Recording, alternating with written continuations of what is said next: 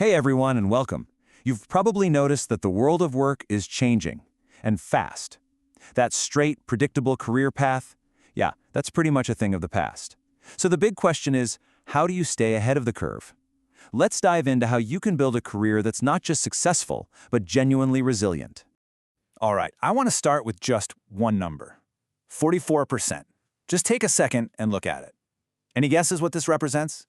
It's a huge figure. And trust me, it has everything to do with your job over the next 5 years.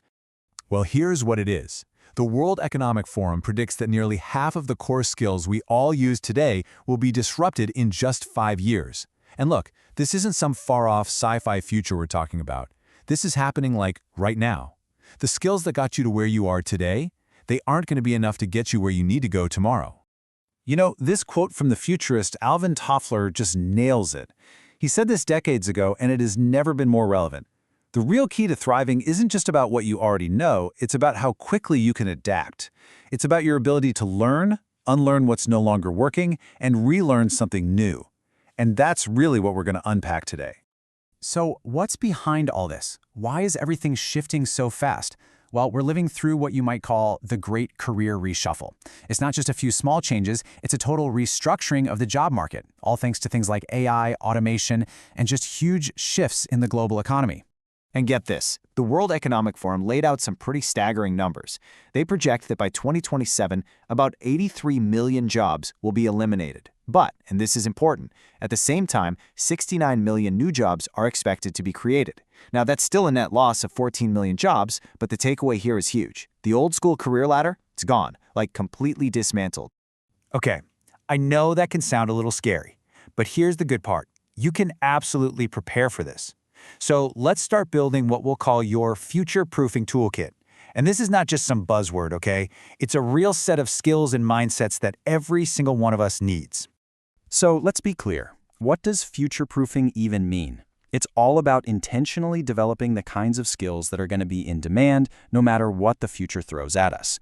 The key thing to get here is that this isn't a one-and-done fix. It's about playing offense, not defense. It's a constant process of adaptation. And the absolute foundation for all of this, it all starts with what's called a growth mindset. This idea, from Stanford's Carol Dweck, is basically the belief that your talents aren't set in stone.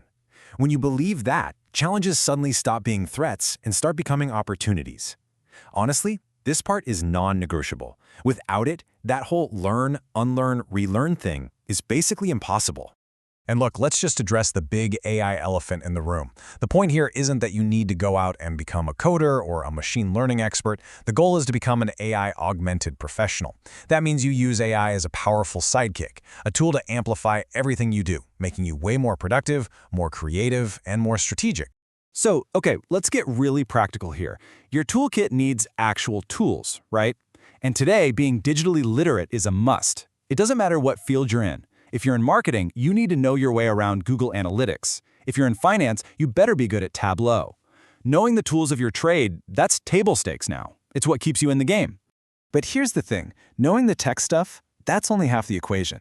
Because as all the routine, boring tasks get automated away, our uniquely human skills, they become more valuable than ever. We're talking about the stuff that computers and AI just can't do. I absolutely love this way of thinking about it. Your technical skills, they get your foot in the door. They prove you can do the tasks. But your human-centric skills, that's what gets you promoted. That's what proves you can actually lead, come up with new ideas, and connect with people. They're your secret weapon, your long-term competitive advantage. And these are the big ones, the skills that are becoming priceless. Critical thinking, to solve those gnarly, complex problems. Creativity, to dream up what's next. Adaptability, to roll with the punches. Communication, so you can actually work with other people. Emotional intelligence, so you can understand them. And leadership, so you can inspire them. As AI takes over the what, these skills own the how and the why. And please, don't for a second think you're either born with these skills or you're not. This quote from Nolan Yu really says it all. He's talking about how critical thinking was something he had to develop, a behavior he had to learn, and that it was the most valuable thing he learned. That's just so powerful, right? It shows these are muscles you can build.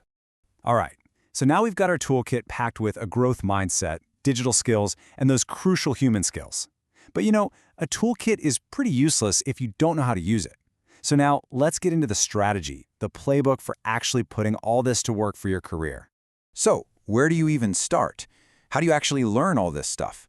A great way to think about it is the 70-20-10 rule. It breaks down like this. 70% of your learning comes from just doing the work, from hands-on experience. 20% comes from other people, mentors, feedback, coaching. And only 10% comes from formal stuff like courses. The big lesson here: learning happens by doing. You gotta put yourself in the game. Okay, next up, I want you to think about the shape of your skill set. The T-shaped professional is an amazing model for this. Imagine the letter T.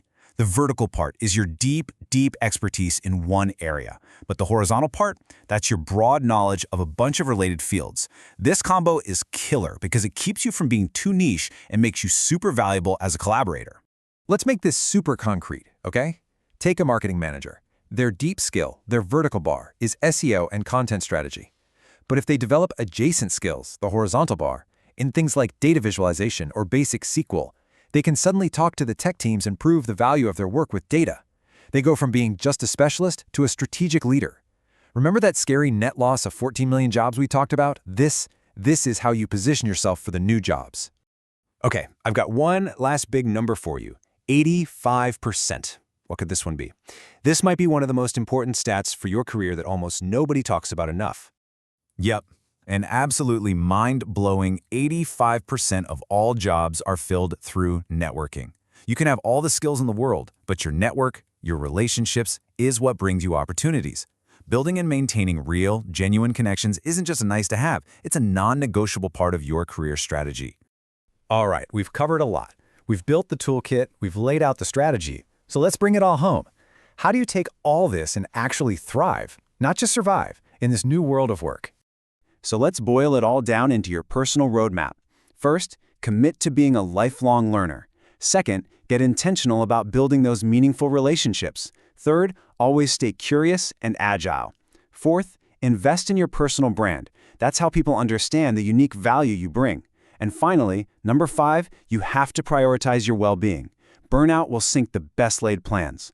This isn't a checklist you finish once, it's a cycle you live by. And that really brings us to the final and maybe most important idea. That traditional career ladder we all imagine climbing, it's a relic, it's gone. The path forward isn't a climb anymore. It's a construction project, and you're the architect. So the real question is, what are you going to build?